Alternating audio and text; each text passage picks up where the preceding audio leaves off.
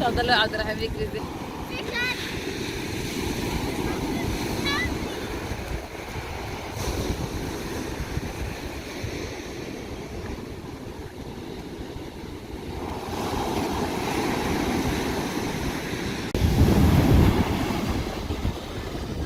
السلام عليكم ورحمة الله وبركاته. ازيكم يا حبايبي، عاملين ايه؟ يا رب تكونوا بألف خير. وحشتوني جدا جدا جدا من الفيديو اللي فات، والله بجد بقالي كتير حاسة ان انا يعني غايبة عنكم، بس الحمد لله يعني كده ارجع تاني. لان ايه بقى، كنت مشغولة بالولاد جدا يوم الجمعة والسبت اللي فاتوا، فمن يوم الخميس كمان والله الفيديو نزل لكم وانا اصلا كنت بره البيت تقريبا طول اليوم. فالحمد لله طبعا ربنا يبارك لنا في ولادنا ويجعلنا كده دايما في عونهم وفي ظهرهم وسندهم في كل حاجة وفي كل خطوة بياخدوها.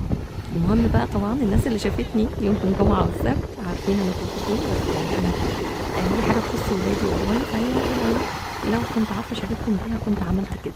المهم احنا بقى يوم السبت ده كنا في بحري او في راس التين كمان، بالاخص جنب قصر راس التين بالظبط. بصوا اللي هناك دي القصر ورانا بالظبط في المكان اللي انا بصور لكم فيه حاليا دلوقتي، حالا اللي انتم شايفين في الصور. احنا مجموعة شواطئ جنب المكان هناك. بعد ما خلصنا مهمتنا قلنا نطلع كده نتمشى في الرملة الحلوة دي. تذكرة ب10 جنيه اصلا، يعني حاجة لا تذكر، وممكن يدفعك وممكن لا على حسب، يعني هتلاقي حد واقف اساسا ولا لا. دخلنا كده وتمشينا شويه نص ساعه بالكتير وطلعنا على طول عشان نروح. ودخلنا فتح الله بحري، هناك فتح الله جميل قوي ومنظم وظريف قوي قوي قوي. دخلنا كده اتمشينا شويه وجبنا شويه حاجات للولاد وطلعنا على طول. بس بجد اليوم كان حلو، وكنا نتمنى ان احنا نكون في اجازه عشان الولاد تستمتع اكتر من كده وتقضي اليوم كامل، بس الحمد لله يعني برضو احسن من ما فيش. فقلت اصور لكم صوت البحر الحلو ده في بحر الشتاء كمان، يعني الموجة كده تخش القلب على طول. والحمد لله اليومين عدوا وقلت كده نرجع بنشاطنا تاني، رغم ان انا كنت راجعة من اليومين دول مش حاسة بنفسي خالص يعني الواحد لما بيقضي يومين او 3 بره البيت وجري وفي الشوارع كده ورا بعض ورا بعض، الواحد بيحس ان هو خلاص اتهلك.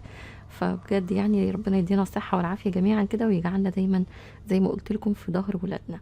المهم دخلت كده تاني يوم الصبح يوم الحد بقى، انا قايمة يعني في نص طاقتي، مش هقول لكم في كامل طاقتي، بس ورايا حاجات لازم اعملها وهشارككم بيها حالا. ازيكم حبايبي، عاملين ايه؟ يا رب تكونوا بخير. بصوا بقى انا النهارده قلت اصور لكم كده قبل ما اعمل التعديلات اللي انا عايزه اعملها. طبعا انتوا عارفين الستاره بتاعه الصالون اللي ورايا دي فيها برقع، ويعني الشكل التقليدي بتاع زمان، وكمان بتاعه الطرقه تقريبا نفس الشكل اهي. بس هي طبعا عايزه تتنضف، هم عايزين يتنضفوا وانا هنضفهم دلوقتي. انا هنضفهم دلوقتي طبعا عشان ايه لما انزلهم يتوضبوا عند الراجل يكونوا نضاف ومغسولين، مش مغسولين بس يبقوا التراب على الاقل بيتشال من عليهم، عشان هم طبعا برضو بيرجعوا متطربين. حاضر. المهم بصوا انا الستاير اللون النبيتي اللي انتوا شايفينه ده اهو، ده لونها. انا على فكره حابه ستاير جدا، بس طبعا التجديد مطلوب والتغيير برضو مطلوب، فانا عايزه اخلي اللون موحد. عايزه كمان غير انه يبقى موحد يكون على الاقل التفصيله بتاعته ماشيه مع العصر. يعني انا مأجله الخطوه دي بقالي كتير، وانتوا عارفين كده بكلمكم عنها بقالي كتير قوي، فقلت لكم في الوقت المناسب ومش عارفه ايه. طبعا هو دلوقتي نعتبر داخلين على امتحانات، بس ان شاء الله هنحاول نخلص قبل الامتحانات برضو. فهحاول دلوقتي انضف الستاير حتى بتاعه الطرقه باذن الله. وكمان عايزه اوريكم حاجه صغيره جدا، وهي برضو حاجه كانت مستدعيه التعديل، هوريها لكم دلوقتي. وهي الاتنين فوتيه اللي انتوا شايفينهم دول، انا بص صورته لكم بنفس الوضع اللي هما فيهم. انا طبعا بحاول احافظ عليهم قدر المستطاع، بس برضو هو الخشب يعني واللون بتاعه كمان جاب اخره، او يعني ادم لونه اغماء. برضو مش عارفه ده بيرجع لسبب ايه، نوع الدهان ولا نوع ايه بالظبط، انا مش عارفه. غير ان القماش حاساه عايزاه يبقى فاتح. شايفين هنا الاجزاء دي كلها مهما انضف فيها هي قلبة على لون كده غامق، يعني مش عارفة ده بيرجع لإيه. دي أول حاجة. تاني حاجة بصوا الفوتيه الصغير ده، الكسر اللي من هنا ده مش عارفين نصلحه، فأنا هنزله للنجار بالمرة. وكمان رجله اللي تحت الكسر برضو تعتبر فيها ميل كده داخلة لجوه اهي، محدش بيعرف يقعد عليه، فهو محتاج تعديل من ناحية النجارة ومن ناحية تعديل اللون. وانا القماش بتاع الاتنين ركنة دول انا كنت جايباهم بقالي فترة تقريبا، يعني مش عارفة امتى بصراحة، بس يمكن داخلين في سنة، وانا شايلاهم عندي ومرضتش طبعا اعمل تنجيد ولا اي حاجة ليهم غير لما اعمل النجارة بتاعتهم الاول. فان شاء الله دول برضو هينزلوا النهاردة مع البرقع اللي انا وريته لكم بتاع الستارة، وهنشوف النجار او المنجد هما الاتنين بيشتغلوا مع بعض هيعملوا فيهم ايه ويعدلوا فيهم الشكل ازاي. بالنسبه بقى للستاير الخفيفه، انا اصلا كنت غسلاها قريب وملحقتش حتى افرشها. انا فرشت دي بس عشان كان عندنا ناس في البيت قريب، فقلت هفرشها عشان بس المنظر العام. اما بتاعه الطرقه فهي مغسوله ومتشاله زي ما هي. وطبعا انتوا عارفين ان الستاير دي من النوعيه القديمه اللي هي بتبقى الحلقات بتاعتها بالمعدن، فيها معدن كده صغير بيتركب فيها وبعد كده المعدن ده بيتركب في الحلقه. فانا كنت غيرت نظام الستاير بتاعه البيت كله ما عدا بتاعه الريسبشن دي، ما خليتهاش الحلقات اللي لازقه في الستاره نفسها. فدول ان شاء الله هنزلهم للمنجد يعملهم لي، وعشان برضو يبقى كله بيتركب على الماسوره مباشره من غير حلقات ولا حديد ولا حاجه من دي. قصرت الايد بتاعه المكنسه، بصراحه خفيفه وجميله وريشه فعلا زي ما بيقولوا عليها، واستخدمتها في التنظيف. ركبت فيها الفرشه، وعايزه اقول لكم ان الستاره كلها نظيفه ما عدا التنايات. عارفين التنايات اللي هي بتاعه المنجد لما يجي يتنيلك الستاره عشان تعمل كشكشه كده، هي التنايات دي كلها اللي مليانه تراب، فخطوط كده جنب بعضها عامله تراب طبعا. وبما ان اصلا النزلتين اليمين والشمال دول ما بيتفكوش، يعني هم لازقين في البرقع بالبلتكنه الخشب يعني بحالها كده، فهغسلها ازاي؟ ما بعرفش افكها ولا اغسلها. فطبعا بنضفها على الناشف زي ما انتوا شايفين كده، اللي هو بفرشه او بالمكنسه الكهرباء طبعا، لان الفرشه هتنزل التراب كله في وشي.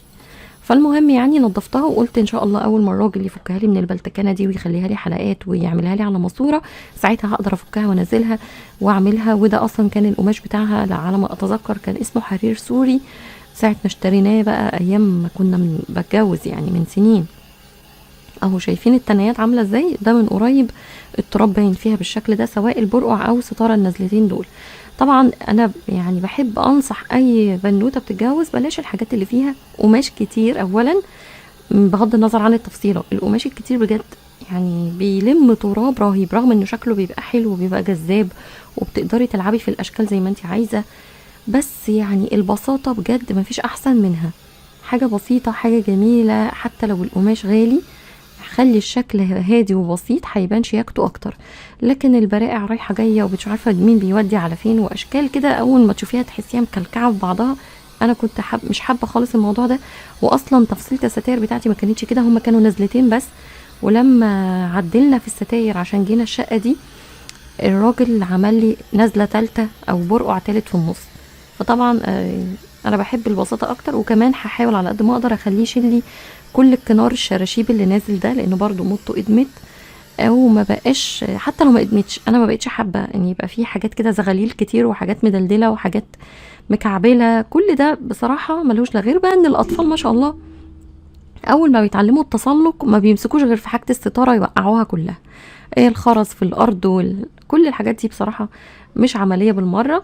فهشيلها طبعا. انا ما شلتش السجاد، انا هشيله لسه كمان شويه عشان انضف من تحتيه. بس انا ده الحديد اللي انا بشيله من الستاره اللي انتوا شايفينه ده هو ده اللي انا اقصده، للاسف قديم قوي واكيد الناس كتير عارفاه. فده انا هتخلص منه خلاص، دي اخر ستارتين عندي فيهم الحديد ده.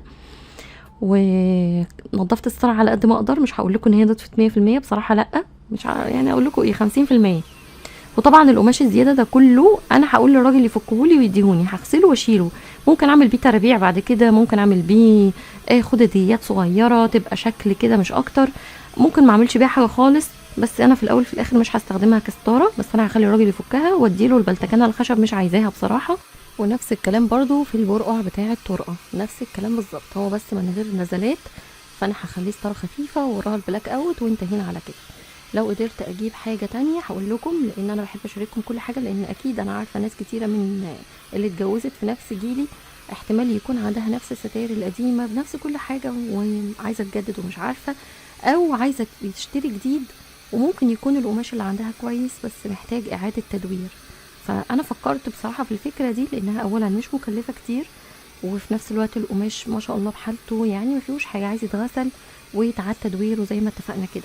نشيل الحاجات الغير مستحبه ونحط حاجات تكون ظريفه خفيفه ما فيهاش اي حاجه تكون ملفته للنظر، يعني نحاول نخليه ابسط ما يكون.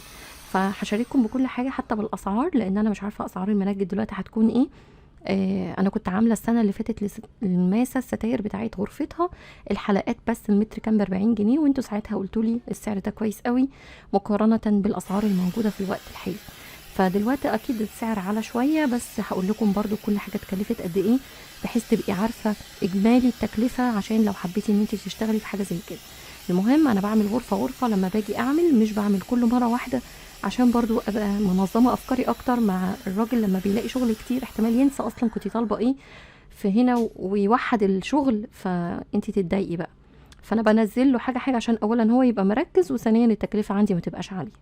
خلصت بقى انا هنا كده الريسبشن، شلت اول سجاده، التانية بقى استعنت بصديق عشان نعرف نشيل السفره طبعا ونبرم السجاده من تحتها. ولما شلتها طبعا قصدي لما شلت الاول الكراسي والركنه نظفت الاول السجاده كويس جدا بالمكنسه الكهرباء، عشان طبعا الدنيا ما تبقاش نازله للمغسله متطربه.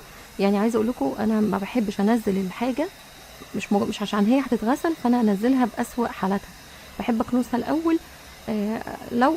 لو قدرت انفضها على السور بنفضها، بس بصراحه الموضوع ده انا ما بقتش اعمله نهائي، بقالي سنين بصراحه ما بعملش كده، ما بنفضش سجاده على السور. ما بقتش حمل يعني الفرهده دي بصراحه، ولا حتى ان انا اغسل سجاد في البيت اصلا عمري ما عملتها غير حاجات بسيطه جدا. مره كنت يعني بنعيد تشطيب الغرفه بتاعه النوم وساعتها كانت فاضيه فغسلت فيها السجاده على ايدي، غير كده انا ما عملتهاش قبل كده في حياتي، غير برضو شويه مشايات صغيره في الحمام وخلاص اعزكم الله طبعا.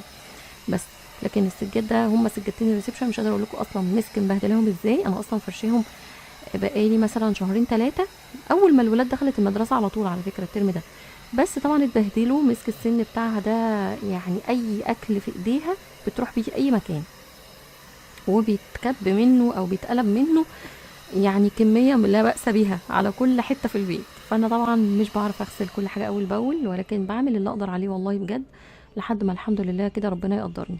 خلصت بقى انا شلت طبعا الكراسي كلها وشلت كل حاجه، مش قادره اقول لكم يعني الحمد لله تعبت ازاي، بس يعني كله يهون. المهم ان احنا نخلي بيتنا خالي من التراب اولا وشكله منظم الى حد كبير. ده شنطتين دول عايزين ينزلوا للراجل يصلح فيهم حاجات، فانا بجمعهم كده وانزلهم له مره واحده عشان اخلص، بس هاخدهم وانا نازله في اقرب مشوار.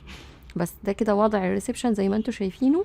نزلت فتح الله بسرعه اجيب الحاجات دي. بصوا جبت عصير كوكتيل فريش لقيته ب15 جنيه، فجبت لي ازازه كده والله عظيم حاسه بدوخه وهبوط من اليومين اللي فاتوا الحمد لله طبعا. جبت كمان لبن، جبت جهينه اللتر ونص لان المراعي بقى ب70 جنيه تقريبا او 77 مش فاكره السعر، بس هو دخل في سبعينات يعني اللتر ونص كامل الدسم. فلقيت ان جهينه لسه محتفظ بسعره اللي هو 60 جنيه او 62 جنيه للتر ونص، فبقيت اجيب منه. انا جبت المره اللي فاتت منه، المره دي برضو جبت ازازتين اهو لتر ونص بيقعد معايا فتره كويسه خلاص. وجبت كمان بطاطس لقيتها ب10 جنيه في فتح الله. بصوا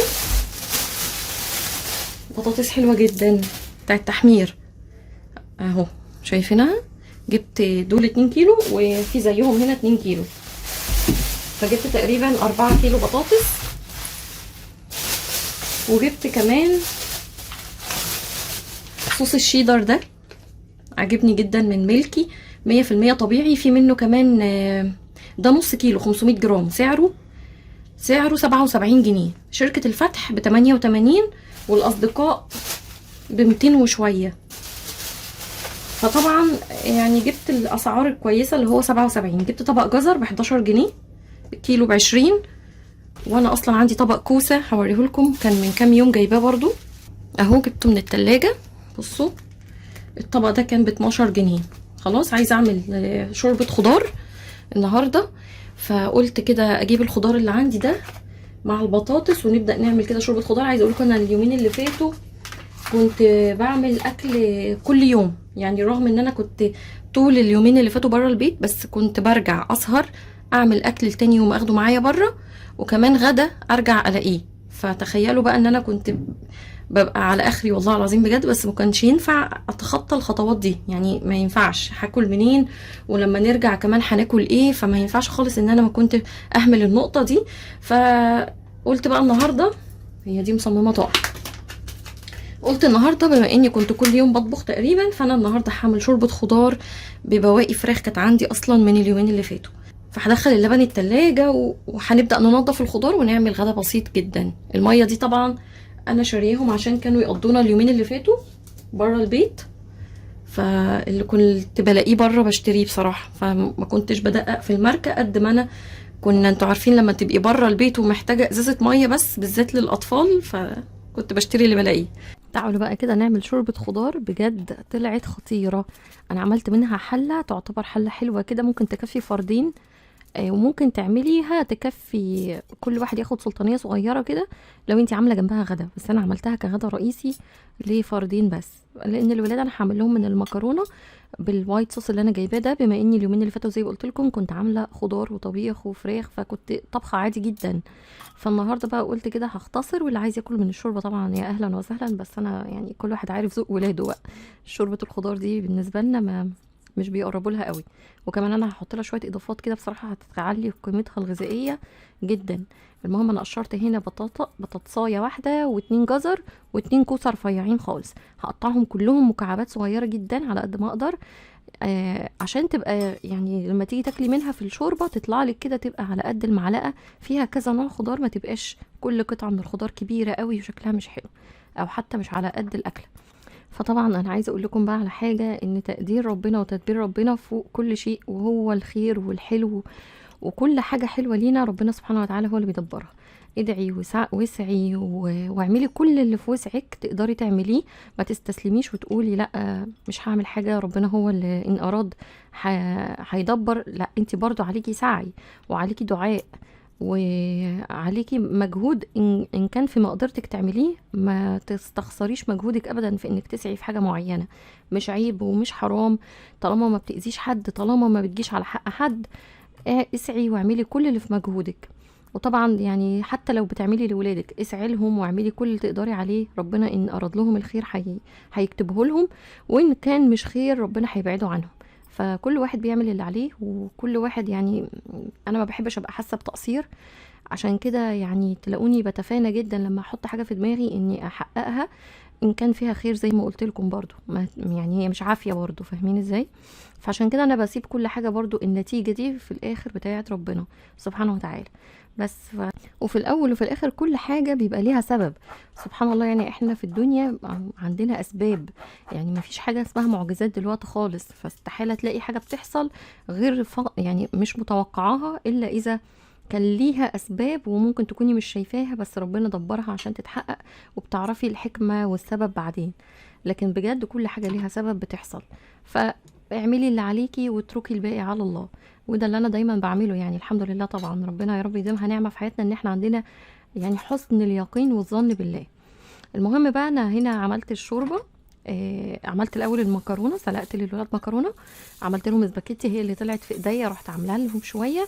وهنا في الحله دي عملت معلقه سمنه كبيره، طبعا الخطوه دي اختياريه عشان تعملي شوربه الخضار، انت ممكن تعمليها ني في ني، تحطي شوربه على النار او حتى ميه وتتبليها بالتوابل اللي تعجبك وبصلايه، وتنزلي عليها بالخضار اللي انت عايزاه. بس انا مش عايزه اعمل الحاجه يعني تكون طعمها يعني غير مستساغ، انا عايزاها تتاكل ويبقى طعمها حلو، الا لو لا قدر الله حاله مرضيه لا تستدعي الدهون خالص، ابعدوا عن الدهون وما تشوحوش. ممكن تعملوا الخضار على بخار ميه، يبقى زي السوتيه، يستوى منه فيه كده سوتيه. بس انا حبيت احط البصلايه الصغيره قوي دي مفرومه، ما حمرتهاش في السمنه، انا يا دوب حطيتها في السمنه كده ما لحقتش تفك، ورحت منزله عليها بقيه الخضار اللي انا عايزه اعمله منه شوربه. كل ده اتشوح مع بعض. مش عايزه ادي بصله لون ولا تبقى حمرا ولا ذهبي ولا الكلام ده عشان طعمها ما يغيرش. وحطيت الخضار زي ما قلت لكم يتشوح. حطيت الفراخ اللي احنا اصلا مجهزينها من قبل كده. الفراخ دي على فكره انا كنت شوياها في القلايه، فهي مشويه 100%، مش حاطه فيها دهون نهائي، هي دهونها منها فيها. وطبعا انا برضو ما باخدش دهونها، اللي بتقع دي بتنزل في الصوص، مش بناكلها، احنا بناكل الفراخ بعد ما بتتشوى بس. وقطعتها ونزلتها مع الخضار، ونزلت كمان بكيس شوربه متجمد، شوربه فراخ. انا كنت من اخر فيديو تقريبا لما عملت معاكم الفرخه المسلوقه وحمرناها، اخدت منها شويه شوربه اتبقوا في الحله شلتهم في الفريزر. هم دول اللي انا حطيتهم على الخضار. وطبعا تقدري تزوديهم ميه براحتك، مش شرط شوربه، المتوفر عندك حطيه. وبعد ما حسيت ان الخضار خلاص استوى، طبعا انا زودته شويه ميه صغيرين لان الشوربه ما كانتش كافيه قوي، وعشان برضو يبقى فيه كده سلاسه في الشوربه واحنا بناكل. حطيت بقى شويه شوفان سريع التحضير ده، بجد حلو جدا. اولا بيدوب، مش بيبان في الاكل، بس بيديله تقل وكثافه حلوه. حطيت كمان شويه كركم، مش قادره اقول لكم، حبه صغيرين، مش شرط ابدا تحطي كتير، ما غيرش من الطعم نهائي، بس هو فعلا حلو جدا ومفيد جدا الكركم ده. بس كده الشوربه بتاعتي كانت جاهزه وخلاص، يعني يدوب تقلبتين على النار وكله استوى. الجزر حتى لو فيه قرشه بسيطه مش بيضر ابدا، رغم ان هو كان مستوي 100%. غطيت الشوربه على ما اعمل صوص الجبنه. انا طبعا اول مره اجيب الصوص جاهز، فانا قلت مش مكتوب على ظهره طريقه تحضير خالص، يعني اعمل ايه ولا ايه مش عارفه. بس انا طبعا صفيت المكرونه من ميه السلق، واخدت طاسه صغيره على قد الطبق واحد، حطيت شويه صوص صغيرين برضو كده يعني بالتقدير يكفي طبق. سخنته في الطاسه حاجه بسيطه، اول ما حسيت انه هيبدا يغلي رحت نازله عليه بكميه المكرونه اللي تكفي طبق صغير خالص بس، وقلبتهم في بعض. وطبعا المكرونه سخنت بسخونيه الصوص وقدمته على طول. طعمه حلو ومستساغ جدا، طعم الجبنه قوي، ولونها مش بالصفار اللي باين لكم في الفيديو، مش عارفه ليه هو مصفر بزياده عن اللزوم كده، بس هو يعني كان لونه افتح حاجه بسيطه قوي من الصوره دي. بس في المجمل هو طعمه حلو جدا، وتقدري تعملي جنبيه بقى اي نوع فراخ او بروتين انتي تحبيه، سواء بانيه او بانيه مشوي، حتى ستريبس، اي حاجه من دي.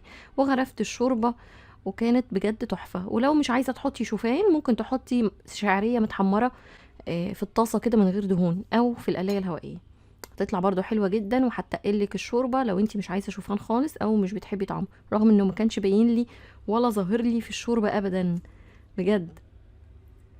وكده الغدا بتاعنا كان جاهز. عايزه اقول لكم بقى بالليل نزلت شفت برضو المشاوير اللي ورايا والحاجات اللي ورايا، وانا معديه كده اتصلوا عليا قالوا لي طالما انت قدام بلبن هاتلنا وانت راجعه. انا ما بحبش مشوار بلبن ده، الدنيا بتبقى زحمه عنده، وفي نفس الوقت الدهون الحاجات اللي عنده عاليه قوي بصراحه، ما بقدرش اكمل طبق بشتري من عنده بصراحه. يعني انا عن نفسي من كتر السكريات اللي بحس ان انا باكلها مش بقدر اكملها. جبت كمان من صيدليه هناك هيموكلار. هيموكلار ده مرهم او كريم، مش مرهم، للكدمات بتاعه الاطفال. فمسك اليوم ده اصلا كانت واقعه على الارض في الشارع، ومش قادره اقول لكم قورتها كانت قد ايه. فما كانش عندي هيموكلار خلصان، وقعدت ضغط عليه شويه على ما لقيته، والحمد لله ان انا لقيته اصلا، لانه من الحاجات اللي هي ناقصه في السوق في الادويه. فجبته الحمد لله، بقيت احط لها منه، والحمد لله هي دلوقتي بقت احسن. جبت بقى ايه، جبت رز بلبن بالايس كريم والمكسرات، ده اسمه دوبامين، يعني هم في المنيو مسمينه كده دوبامين. طبعا ده مشهور عند الشيخ وفيق من زمان اصلا، ما هوش اختراع ولا حاجه. عليه بولة ايس كريم فانيليا ومعاها كيس مكسرات.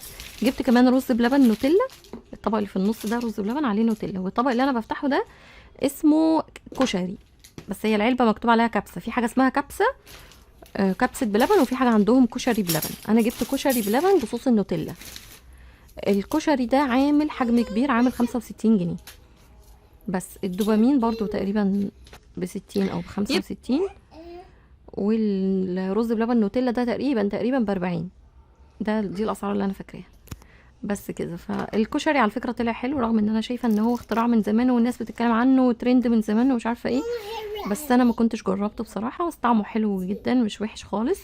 وبس كده، يا رب يكون النهارده الفيديو عجبكم واستفدتوا لو بشيء بسيط واستمتعتوا معايا. ومتنسونيش من صالح دعائكم. مع الف سلامه حبايب قلبي.